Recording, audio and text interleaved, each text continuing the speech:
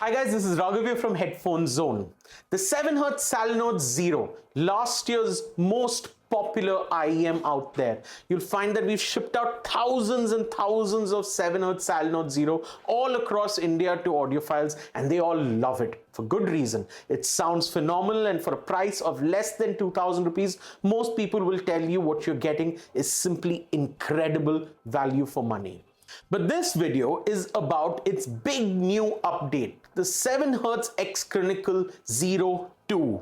Now this is one of the most anticipated releases from the Chi-Fi industry this year. A lot of audiophiles have been looking forward to this, and I'm going to try and compare both of them and help you understand the similarities and differences between the very popular 7Hz Salnotes Zero 1 and the Zero 2.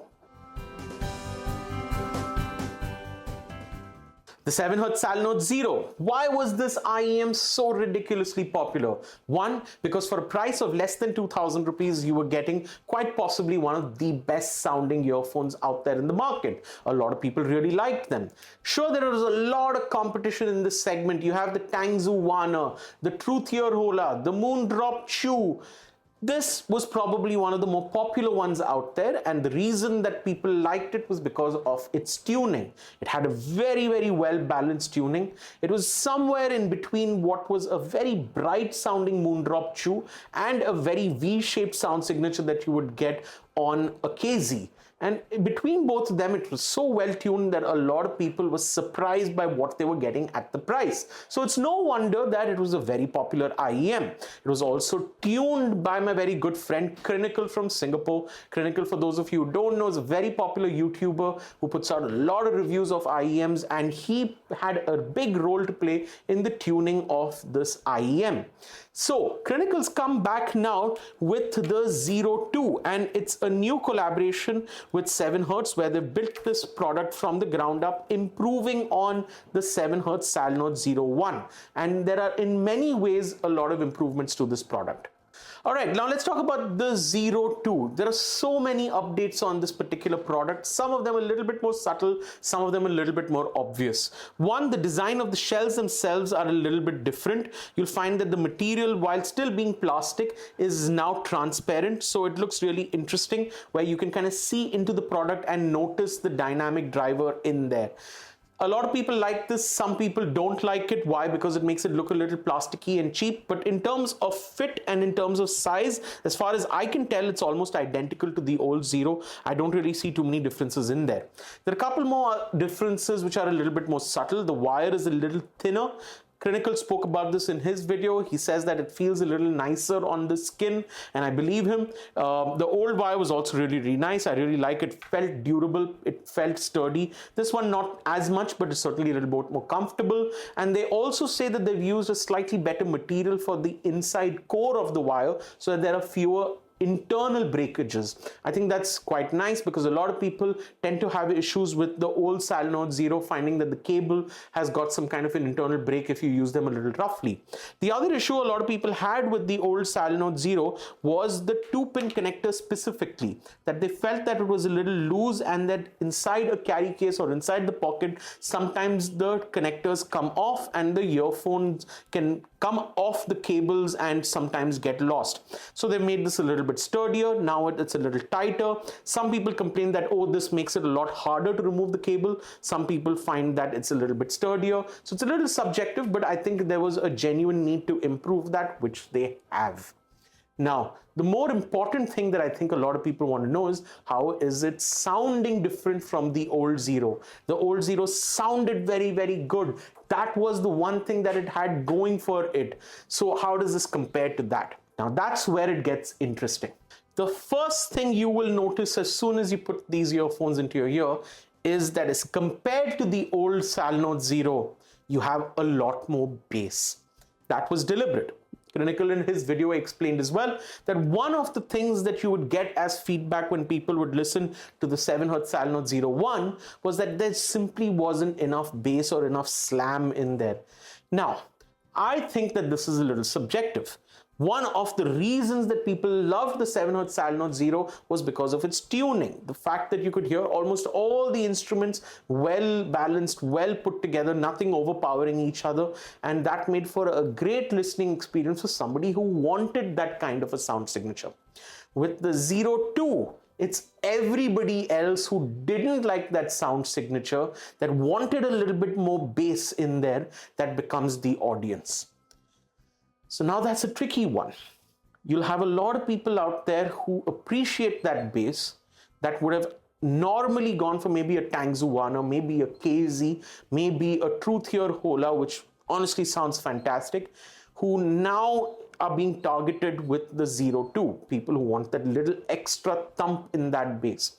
But if you're someone who enjoyed that very well balanced tuning where the bass wasn't overpowering too much, then the chances are that you're going to still like the 7Hz Salnotes Zero 1 over the new Zero 2. So in a way, I don't really think that the Zero 2 is an upgrade over the Zero 1 as far as the sound qualities go. I think people who like the sound signature of the Zero 1 will still find that that's pretty much the best IEM out there for that kind of a very balanced audiophile tuning that people like, where nothing's overpowering each other.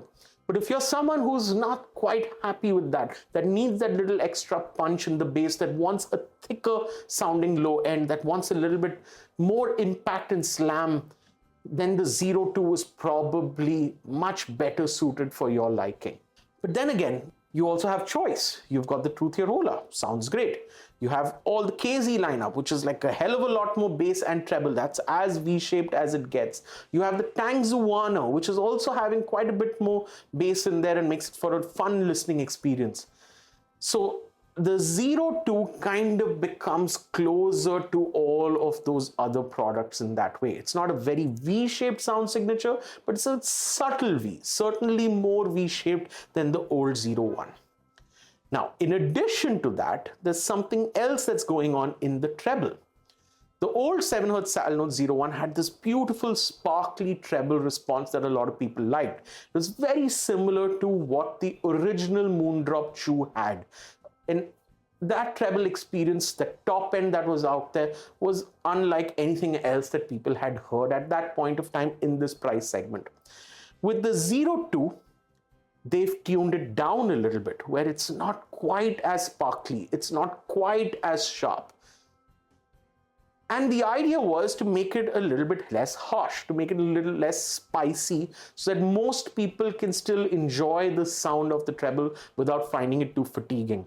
But in doing that, they've again gone down that route where it's now similar to a lot of other IEMs which are out there, and has gone away from what a lot of people really liked with the Zero 1. Now, I think you've got something for everyone here.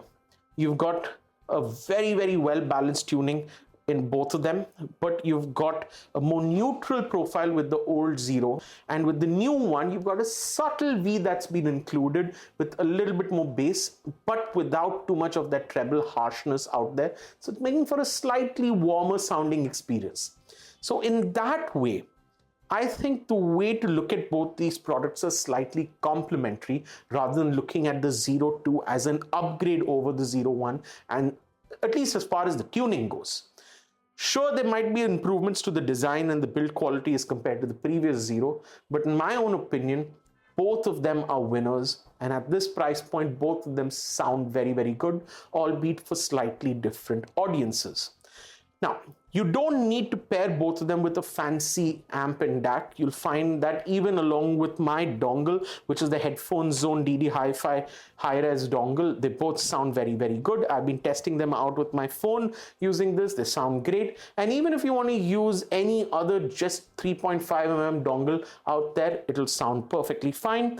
You also have the option of upgrading them with balanced cables, because both of them have detachable 2-pin cables. But most people I know out there don't do that. They find that just this on its own sounds very good along with any decent dongle DAC.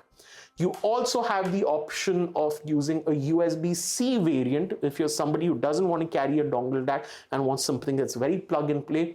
Nothing wrong in that, but As an audiophile, I always prefer to have a stereo's 3.5 mm connection going into a dedicated dongle, because now I have the flexibility of using different IEMs with different DACs, and they all sound way better than just the USB-C variant.